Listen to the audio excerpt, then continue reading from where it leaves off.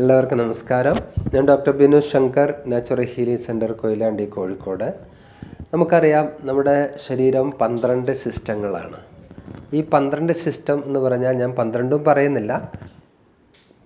നമ്മുടെ ദഹനേന്ദ്രിയ വ്യവസ്ഥ, ശ്വസനേന്ദ്രിയ വ്യവസ്ഥ, മൂത്രാശയ വ്യവസ്ഥ, രക്തചക്രണ വ്യവസ്ഥ, ഇങ്ങനെ പോകുന്നു 12 വ്യവസ്ഥകൾ. നമ്മൾ സയൻസിൽ പഠിക്കാറുള്ള ഈ 12 സിസ്റ്റത്തിലൂടെയാണ് മനുഷ്യൻ്റെ എല്ലാ പ്രവർത്തനങ്ങളും നടന്നുകൊണ്ടിരിക്കുന്നത്.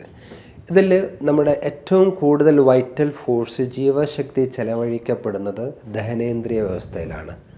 ഓക്കെ, ആ ദഹനേന്ദ്രിയ വ്യവസ്ഥയ്ക്ക് നിങ്ങൾക്ക് എത്രമാത്രം ലോഡ് കുറച്ചുള്ള ഒരു ഭക്ഷണ രീതി കൊടുക്കുന്നു, അത്രയും നമുക്ക് ആരോഗ്യാവസ്ഥ നിലനിൽക്കും.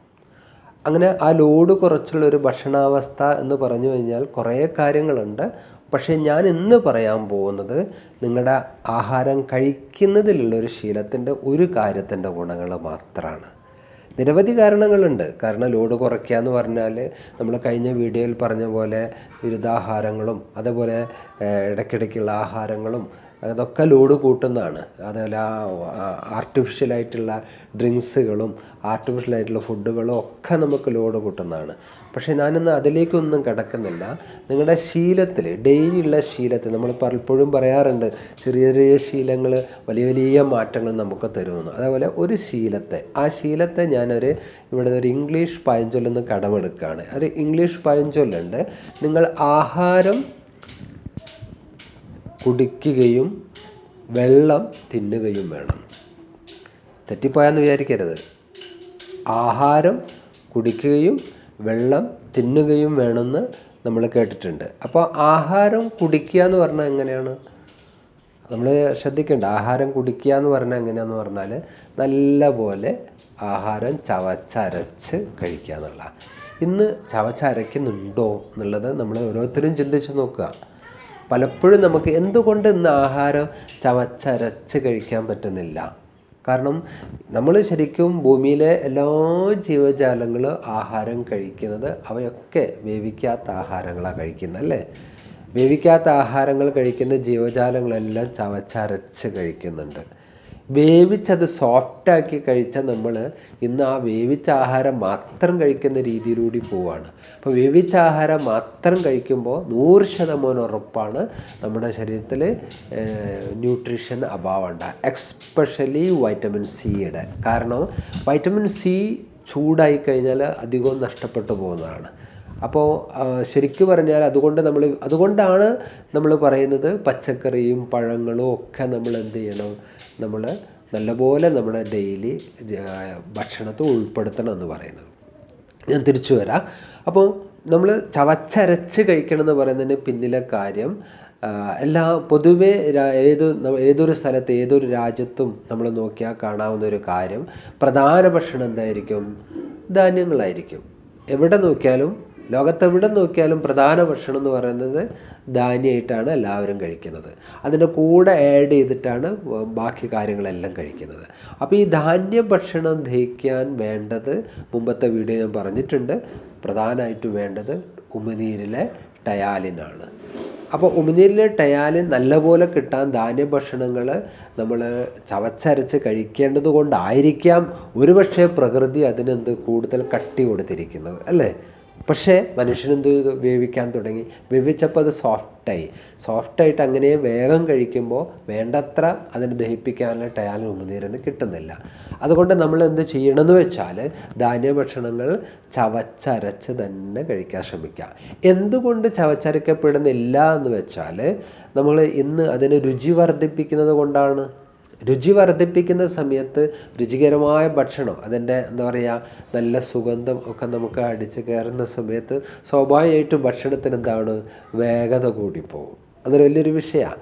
ശരിക്കും പറഞ്ഞാൽ ഇപ്പം എന്താ പറയുക, നല്ല വിശപ്പുണ്ടെങ്കിൽ ഈ വസ്തുക്കളൊന്നും ചേർക്കാത്ത ഒരു കഞ്ഞിക്ക് പോലും രുചിയുണ്ടെന്നാണ് പറയുക, നല്ല വിശപ്പുണ്ടെങ്കിൽ.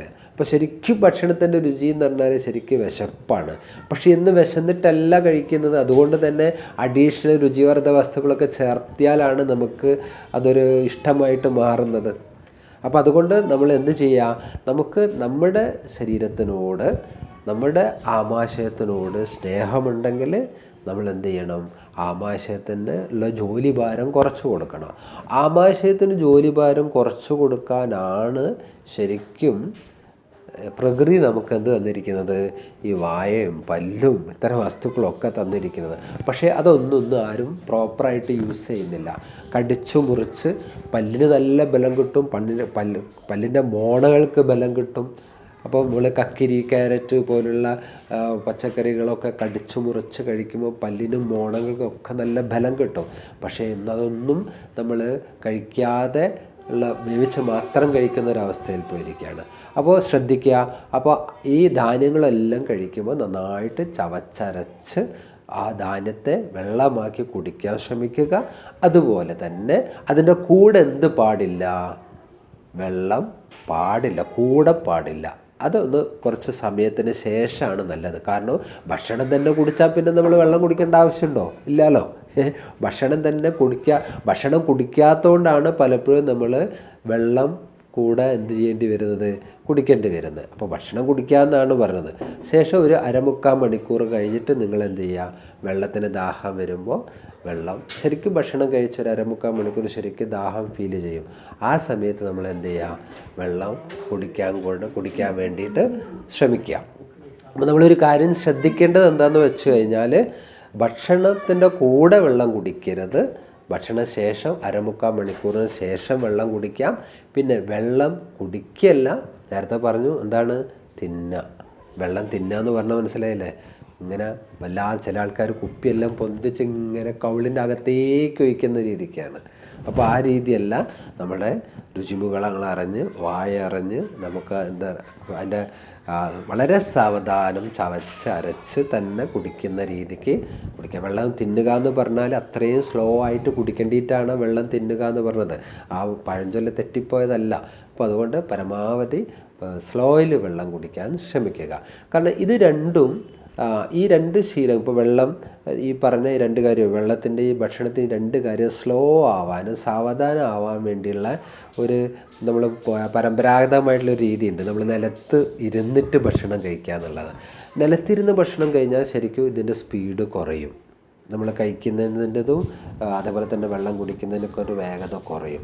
ഇന്ന് വളരെ കംഫർട്ടബിളായിട്ട് നമ്മൾ ചെയറിൽ ഡൈനിങ് ടേബിളൊക്കെ ഇരുന്ന് കഴിക്കുമ്പോൾ പിന്നെ രുചികരമായ വസ്തുക്കളാകുമ്പോൾ സ്വാഭാവികമായിട്ടും നമ്മളറിയാതെ ഫാസ്റ്റായിട്ട് കഴിച്ചു. ശരിക്കും ഭക്ഷണത്തിന് മുന്നിലാണ് നമ്മളെ ക്ഷമ എന്നാണ്. അപ്പോൾ ഭക്ഷണത്തിന് മുന്നിൽ ക്ഷമയോടുകൂടി ഭക്ഷണം കുടിക്കുകയും വെള്ളം തിന്നുകയും ചെയ്തുകൊണ്ട് നമ്മുടെ ആമാശയത്തെ സ്നേഹിച്ച് അതിന് ലോഡ് കുറച്ച് ആരോഗ്യം തിരിച്ചു പിടിക്കാൻ ശ്രമിക്കുക. ഓക്കെ, വീഡിയോ ഇഷ്ടമായെങ്കിൽ ലൈക്ക് ചെയ്യുക, ഷെയർ ചെയ്യുക, സബ്സ്ക്രൈബ് ചെയ്യുക. Okay, thank you.